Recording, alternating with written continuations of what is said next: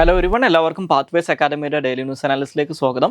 ഇന്ന് നമ്മൾ ഡിസ്കസ് ചെയ്യുന്ന topics OP4, thrombosis with thrombocytopenia syndrome, Ruang volcano, Terra Aqua and Aura, ETA Aquariids meteor shower. അതിലാദ്യം discuss ചെയ്യാൻ പോകുന്നത് OP4നെ കുറിച്ചാണ്.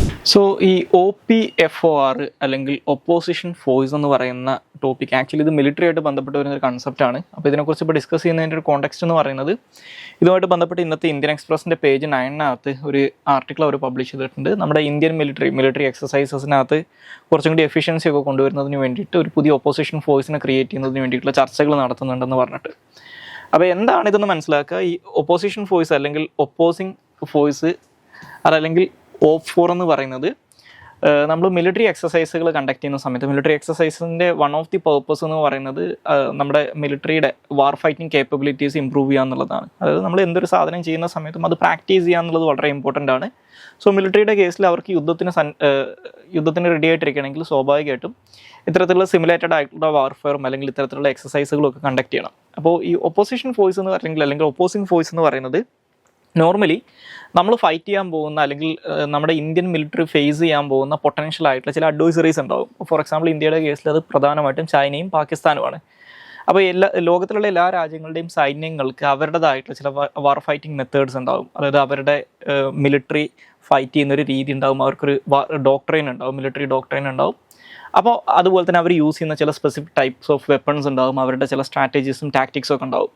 അപ്പോൾ ഇത് അതേപോലെ റിപ്ലിക്കേറ്റ് ചെയ്യുന്ന രീതിയിലുള്ള ഒരു മിലിറ്ററി യൂണിറ്റിനെ നമ്മുടെ ഇന്ത്യൻ ആർമിക്കകത്ത് തന്നെ ഇവർ ക്രിയേറ്റ് ചെയ്യും. അപ്പോൾ സ്വാഭാവികമായിട്ടും ഇങ്ങനെയുള്ള എക്സസൈസുകളിൽ കുറച്ചും കൂടി റിയലിസ്റ്റിക് ആയിട്ടുള്ള വാർ ഗെയിമിങ്ങുകൾ ഇവർക്ക് നടത്താൻ പറ്റും, കുറച്ചും കൂടി ബെറ്റർ ആയിട്ടുള്ള ട്രെയിനിങ് എക്സ്പീരിയൻസ് പ്രൊവൈഡ് ചെയ്യും. അപ്പോൾ ഇത്തരത്തിലുള്ള പർപ്പസിന് വേണ്ടിയിട്ടാണ് ഒപ്പോസിങ് ഫോഴ്സ് എന്ന് പറഞ്ഞുകൊണ്ട് ഒരു സെപ്പറേറ്റ് മിലിറ്ററി യൂണിറ്റിനെ എസ്റ്റാബ്ലിഷ് ചെയ്യുന്നതിന് വേണ്ടിയിട്ടുള്ള ചർച്ചകൾ ഇപ്പോൾ നടക്കുന്നത്.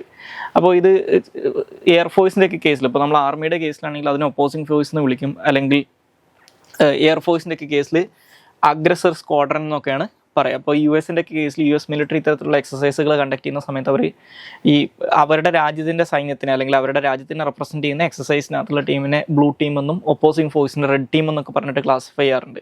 അപ്പോൾ അതിന് സിമിലറാണ് ഈ ഒരു കാര്യം എന്ന് ഓർത്തിരിക്കുക. അപ്പോൾ ബേസിക്കലി ഇതിൻ്റെ പർപ്പസ് എന്ന് പറയുന്നത് ഇന്ത്യൻ മിലിറ്ററിയുടെ വാർ ഫൈറ്റിംഗ് കേപ്പബിലിറ്റീസിനെ ഇമ്പ്രൂവ് ചെയ്യുക, കുറച്ചും കൂടി റിയലിസ്റ്റിക് ആയിട്ടുള്ള സിനാരിയോസിൽ എക്സസൈസ് കണ്ടക്ട് ചെയ്യാനുള്ള സാഹചര്യം ഒരുക്കുക എന്നുള്ളതൊക്കെയാണ് അതുകൊണ്ട് ഉദ്ദേശിക്കുന്നത്.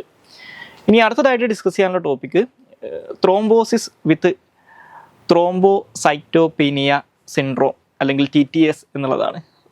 ഈ COVID-19 വാക്സിനേഷനുമായിട്ട് ബന്ധപ്പെട്ട് ഇപ്പോൾ ഈ COVID-19 വാക്സിനേഷൻ എടുത്തിട്ടുള്ള ആളുകൾക്ക് ബ്ലഡ് ക്ലോട്ടിങ് പോലുള്ള ചില ഹെൽത്ത് ഇഷ്യൂസൊക്കെ വരുന്നതായിട്ടുള്ള വാർത്തകൾ തുടക്കം തൊട്ടേ വരുന്നുണ്ടായിരുന്നു, എസ്പെഷ്യലി മെഡോണ പറയുന്ന ഫൈസർ വാക്സിനൊക്കെ ആയിട്ട് ബന്ധപ്പെട്ട്.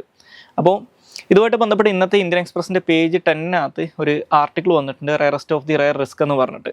അപ്പോൾ ആ ഒരു കോണ്ടെക്സ്റ്റിലാണ് ഈ ഒരു ഡിസീസിനെ കുറിച്ച് അല്ലെങ്കിൽ ഈ ഒരു ഹെൽത്ത് ഹസാറിനെ കുറിച്ച് ഡിസ്കസ് ചെയ്യുന്നത്. ബേസിക്കലി ഈ ത്രോംബോസിസ് വിത്ത് ത്രോംബോസൈറ്റോപീനിയ സിൻഡ്രോം അല്ലെങ്കിൽ TTS എന്ന് പറയുന്നത് ഈ COVID-19 വാക്സിനേഷൻസിൻ്റെ ഒക്കെ ഒരു അഡ്വേഴ്സ് ആയിട്ടുള്ള റയർ ആയിട്ടുള്ള ഒരു അഡ്വേഴ്സ് സൈഡ് എഫക്റ്റ് ആണെന്ന് മനസ്സിലാക്കുക. ഇപ്പോൾ ഉദാഹരണം പറഞ്ഞു കഴിഞ്ഞാൽ ഓക്സ്ഫോർഡ് ആസ്ട്രാസെനക്കാസിൻ്റെ ഒക്കെ വാക്സിനകത്ത് അല്ലെങ്കിൽ അവർ VITT അല്ലെങ്കിൽ VIPIT എന്നൊക്കെ പറയുന്ന വാക്സിനും ഇത്തരത്തിൽ നെഗറ്റീവ് സൈഡ് എഫക്റ്റുകൾ വരുന്നതായിട്ട് കാണുന്നുണ്ട്. അപ്പോൾ ഇതെന്താണെന്ന് വെച്ച് കഴിഞ്ഞാൽ ബേസിക്കലി ഈ വാക്സിൻ എടുത്ത് 4 ദിവസം തൊട്ട് 42 ദിവസത്തിനകത്താണ് സാധാരണഗതിയിൽ ഇത്തരത്തിലുള്ള സിംറ്റംസ് അല്ലെങ്കിൽ ഇത്തരത്തിലുള്ള സൈഡ് എഫക്റ്റുകൾ വിസിബിളായിട്ട് വരാറുള്ളത്. അപ്പോൾ ഇത് 2 കാര്യങ്ങളാണ് ഇതിനകത്തുള്ളത്. ഒന്ന്, ഫോർമേഷൻ ഓഫ് ബ്ലഡ് ക്ലോട്ട്സ് ആണ്, അതായത് രക്തം കട്ട പിടിക്കുകയാണ്, അതിനെയാണ് ത്രോംബോസിസ് എന്ന് പറയുക.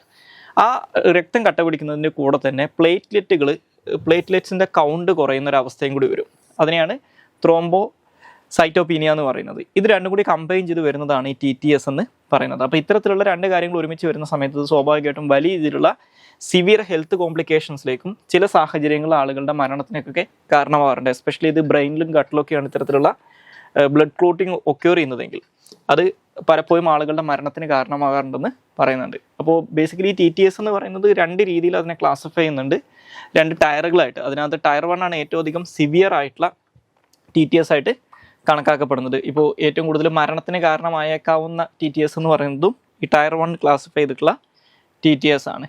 ഓക്കെ, അപ്പോൾ അത് പ്രധാനമായിട്ടും അൺകോമൺ ആയിട്ടുള്ള സൈറ്റുകളാണ് ഈ TTS ടയർ 1 വന്നു കഴിഞ്ഞാൽ ബ്ലഡ് ക്ലോട്ടുകൾ വരാറുള്ളത്. അപ്പോൾ അത് ചികിത്സിക്കുക എന്നുള്ളത്, ഡയഗ്നോസ് ചെയ്യുക എന്നുള്ളത് വളരെ ബുദ്ധിമുട്ടായിട്ട് മാറും.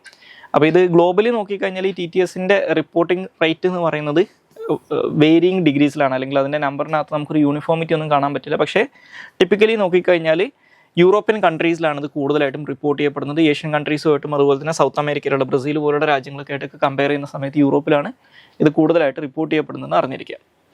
ഇനി അടുത്തതായിട്ട് ഡിസ്കസ് ചെയ്യാനുള്ള ടോപ്പിക്ക് റുവാങ് വോൾക്കാനോയെ കുറിച്ചാണ്. സോ ഈ റുവാങ് വോൾക്കാനോ എന്ന് പറയുന്നത് ഇന്തോനേഷ്യയിലുള്ള ഒരു ആക്റ്റീവ് വോൾക്കാനോ ആണ്. അപ്പോൾ ഇതുമായിട്ട് ബന്ധപ്പെട്ട് ഇന്നത്തെ ഇന്ത്യൻ എക്സ്പ്രസിൻ്റെ പേജ് 12 ഈ ഒരു വോൾക്കാനിക് എറപ്ഷനെ കുറിച്ചിട്ടുള്ളൊരു ആർട്ടിക്കിൾ അവർ പബ്ലിഷ് ചെയ്തിട്ടുണ്ട്.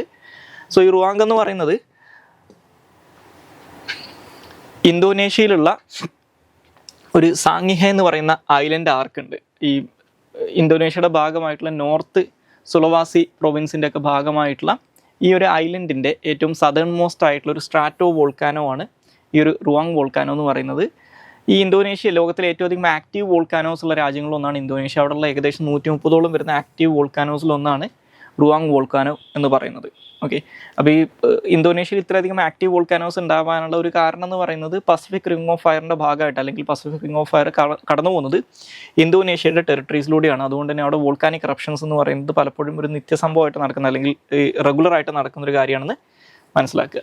ഇനി ഇതിൻ്റെ കൂടെ ഈ പസഫിക് റിംഗ് ഓഫ് ഫയർ എന്താണെന്നൊന്ന് മനസ്സിലാക്കിയിരിക്കുക. പസഫിക് റിംഗ് ഓഫ് ഫയർ അല്ലെങ്കിൽ റിംഗ് ഓഫ് ഫയർ എന്നോ അല്ലെങ്കിൽ റിം ഓഫ് ഫയർ എന്നോ ഗ്രിഡിൽ ഓഫ് ഫയർ എന്നൊക്കെയുള്ള പേരിൽ അറിയപ്പെടുന്ന ഒന്നാണ് ഈ പസഫിക് റിംഗ് ഓഫ് ഫയർ എന്ന് പറയുന്നത്. ഇതൊരു ടെക്ടോണിക് ബെൽറ്റ് ഓഫ് വോൾക്കാനോസ് ആണ്. ഓക്കെ, എർത്ത് ക്വിക്കുകളും വോൾക്കാനിക് എറപ്ഷൻസും ഒക്കെ സ്ഥിരമായിട്ട് നടക്കുന്ന ഒരു ടെക്ടോണിക് ബെൽറ്റ് ആണ്. ഇത് പ്രധാനമായിട്ടും ഈ പസഫിക് ഓഷനിലൂടെ കടന്നു പോകുന്നതുകൊണ്ടാണ് ഇതിനെ പസഫിക് റിംഗ് ഓഫ് ഫയർ എന്ന് വിളിക്കുന്നത്.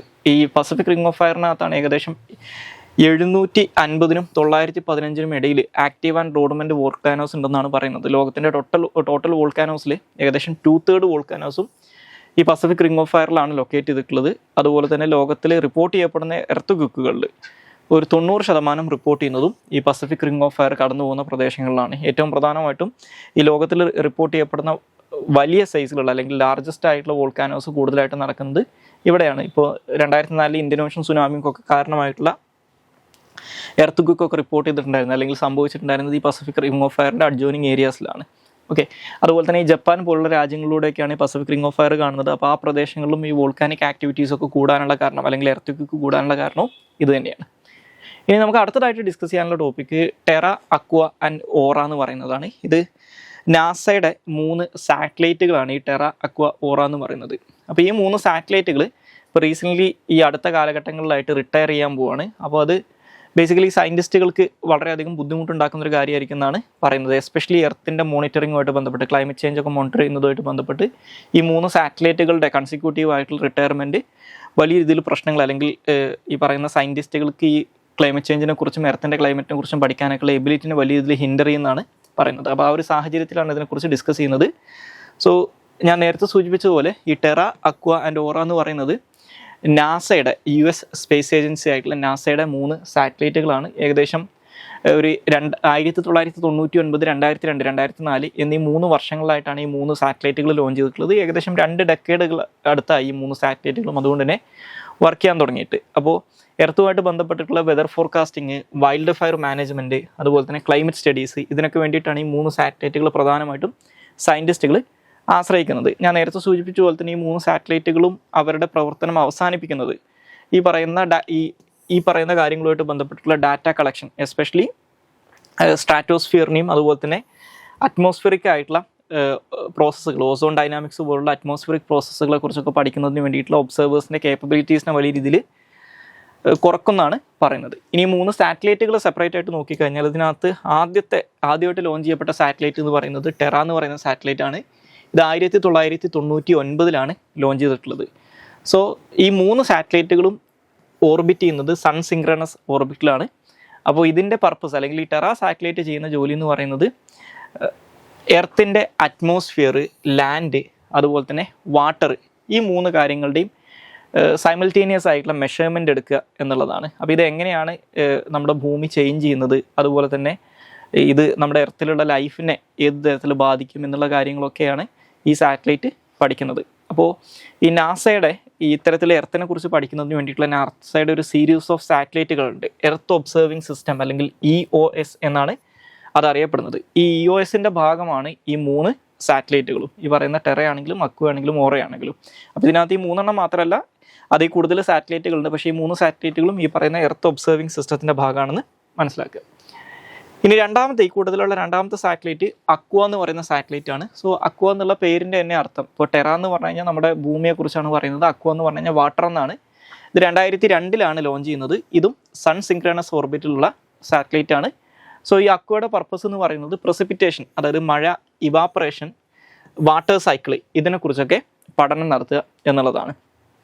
ഇതും ഞാൻ നേരത്തെ സൂചിപ്പിച്ചതുപോലെ ഈ എർത്ത് ഒബ്സർവിങ് സിസ്റ്റത്തിൻ്റെ ഭാഗമായിട്ടുള്ള ഒരു സാറ്റലൈറ്റ് ആണ്.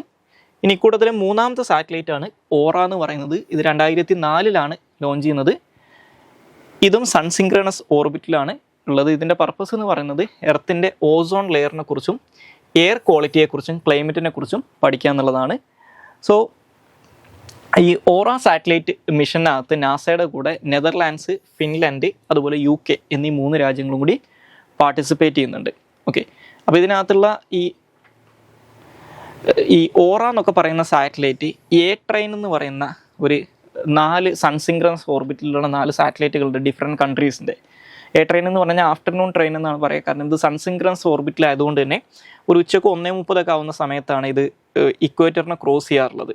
ഓക്കെ, അതേപോലെ തന്നെ ഇക്വേറ്ററിൻ്റെ അതർ സൈഡിൽ ഒരു വൈകുന്നേരം 1:30 AM ആവുന്ന സമയത്തും ക്രോസ് ചെയ്യും. അപ്പോൾ ഇത് ഒരുമിച്ച് ഈ 4 സാറ്റലൈറ്റുകൾ ഏകദേശം ഒരേ സമയത്ത് ഒരു ചെയിൻ പോലെ മൂവ് ചെയ്യുന്നതുകൊണ്ട് ആണ് ഈ സാറ്റലൈറ്റുകൾ A-ട്രെയിൻ എന്നുള്ള പേരിൽ അറിയപ്പെടുന്നത്. അപ്പോൾ ഈ 3 സാറ്റലൈറ്റുകളിൽ പെടുന്ന ഓറ എന്ന് പറയുന്ന സാറ്റലൈറ്റ് ഈ A-ട്രെയിൻ്റെ ഭാഗമാണെന്ന് ഓർത്തിരിക്കുക. ഈ സാറ്റലൈറ്റും അതുപോലെ തന്നെ അക്വ എന്ന് പറയുന്ന സാറ്റലൈറ്റും A-ട്രെയിൻ്റെ ഭാഗമായിരുന്നു എന്ന് അറിഞ്ഞിരിക്കുക. ഇനി നമുക്ക് അടുത്തതായിട്ട് ഡിസ്കസ് ചെയ്യാനുള്ള ടോപ്പിക്ക് ETA അക്വയർഡ് മീറ്റിയോർ ഷവറിനെ കുറിച്ചാണ്. സോ ETA അക്വയർഡ് മീറ്റിയോർ ഷവറിനെ കുറിച്ച് ഇന്നത്തെ ഇന്ത്യൻ എക്സ്പ്രസിൻ്റെ പേജ് 14 ഒരു ആർട്ടിക്കിൾ വന്നിട്ടുണ്ട്. സോ ഈ ഒരു ETA അക്വയർഡ് മീറ്റിയോർ ഷവർ എന്ന് പറയുന്നത് എല്ലാ വർഷവും മെയ് മാസത്തിൽ നടക്കുന്ന ഒരു മീറ്റിയോർ ഷവറാണ്. ഇത് അതിൻ്റെ പീക്കിലെത്താറുള്ളത് May 5 അല്ലെങ്കിൽ May 6 ആവുന്ന സമയത്താണ്. സോ ഈ ഒരു മീറ്റിയോർ ഷവറിനുള്ള കാരണം എന്ന് പറയുന്നത് നമ്മുടെ ഭൂമിയിൽ എല്ലാ 76 വർഷവും നമുക്ക് ഈ സൂര്യനെ ചുറ്റുന്ന ഒരു കോമറ്റാണ് ഹാലീസ് കോമറ്റ് അല്ലെങ്കിൽ ഹാലിയുടെ വാൽ നക്ഷത്രം എന്ന് പറയുന്നത്. അപ്പോൾ അതിൻ്റെ ഡെബ്രീസ്, സാധാരണഗതിയിൽ ഈ വാൽ നക്ഷത്രങ്ങൾ എന്ന് പറയുന്നത് അതിനകത്ത് ഐസ് പാർട്ടിക്കിൾസും അതുപോലെ തന്നെ ഡസ്റ്റും ഒക്കെയാണ് പ്രധാനമായിട്ടും ഉണ്ടാവുക. അപ്പോൾ അത് സണ്ണിൻ്റെ അടുത്തെത്തുന്ന സമയത്ത് ഈ ഐസ് മെൽറ്റായിട്ട് ഈ കോമറ്റ്സ് പോകുന്ന സമയത്ത് ഇതിനൊരു വാല് പോലെ കാണും. അതുകൊണ്ടാണ് ഇതിനെ വാൽ നക്ഷത്രം എന്ന് വിളിക്കുന്നത്. അപ്പോൾ ഈ വാല് പോലെ കാണുന്ന ഈ ഡെബ്രീസിലൂടെ എർത്ത് കടന്നു പോകുമ്പോഴാണ് ഈ മീറ്റിയോർ ഷവർ ഉണ്ടാവാറുള്ളത്. ഓക്കെ, അപ്പോൾ അതാണ് ഇതിനുള്ള കാരണം എന്ന് പറയാം. സോ ഈ ETA അക്വയർഡ് മീറ്റിയോർ ഷവറിൻ്റെ ഒരു പ്രത്യേകത അല്ലെങ്കിൽ ഈ മീറ്റിയോസിൻ്റെ ഒരു പ്രത്യേകത എന്ന് പറയുന്നത് വളരെ ഹൈ സ്പീഡിൽ സഞ്ചരിക്കുന്ന മീറ്റിയോസ് ആണിത്. ഏകദേശം 66 km/s ആണ് ഇതിൻ്റെ ഏകദേശ സ്പീഡെന്ന് പറയുന്നത്. അപ്പോൾ സ്വാഭാവികമായിട്ടും വളരെ ലോങ് ആയിട്ടുള്ള ഗ്ലോയിങ് ആയിട്ടുള്ള ടൈൽസ് ഒരുപാട് മിനിറ്റ് നേരത്തേക്ക് ഭൂമിയിൽ നിന്ന് കാണാൻ പറ്റും എന്നാണ് പറയുന്നത്. അപ്പോൾ മറ്റുള്ള മീറ്റിയോർ ഷവറുകളുമായിട്ട് കമ്പയർ ചെയ്യുന്ന സമയത്ത് ഈ റാപ്പിഡ് സ്പീഡ് എന്ന് പറയുന്നത് ഇതിനുള്ളൊരു ഡിഫറൻസ് ആണെന്ന് മനസ്സിലാക്കിയിരിക്കുക. ഇനി അതുപോലെ തന്നെ ഈ പറയുന്ന ഈ ഒരു പെർട്ടിക്കുലർ മീറ്റിയോർ ഷവർ ഏറ്റവും നന്നായിട്ട് കാണാൻ പറ്റുന്നത് സദേൺ ഹെമിസ്ഫിയറിൽ നിന്നാണ് എസ്പെഷ്യലി ഇന്തോനേഷ്യ, ഓസ്ട്രേലിയ എന്നീ രാജ്യങ്ങളിൽ നിന്നാണ് ഇത് ഏറ്റവും അധികം ഒബ്സർവ് ചെയ്യാൻ പറ്റുന്നത് എന്നാണ് പറയാറുള്ളത്. സോ ഇത്രയും കാര്യങ്ങളാണ് ഇന്നത്തെ ഡെയിലി ന്യൂസ് അനാലിസിന് അത് ഡിസ്കസ് ചെയ്യാനുള്ളത്. Thank you all.